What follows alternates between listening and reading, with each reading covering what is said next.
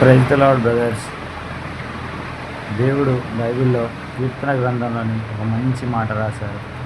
అదే మొట్టమొదటి మాట, దుష్టుల ఆలోచన చొప్పున నడవక, పాపుల మార్గమున నిలవక, అపహాస్కులు కూర్చుండ చోటన కూర్చుండక, యెహోవా ధర్మశాస్త్రమునందు ఆనందించుచు దివారాత్రము దానిని ధ్యానించేవాడు ధన్యుడు.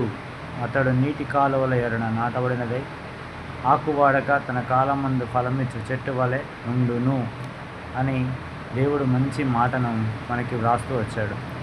ఈ మాట, దేవుని మాటను మనం ఎప్పుడు స్వీకరించి ప్రతి ఉదయం దీనిని ధ్యానిస్తూ, ఉదయం నుంచి సాయంత్రం వరకు మనం నిద్రించే వరకు ఈ మాటను ధ్యానిస్తూ, బైబిల్లోని ప్రతి మాటను మనం ధ్యానిస్తూ మన జీవితానికి అనువుగా చేసుకొని ప్రతి ఉదయం దేవుణ్ణి స్తుతిస్తూ గడపడం అనేది మనకున్న గొప్ప భాగ్యం అని నేను నమ్ముచున్నాను. Thank you.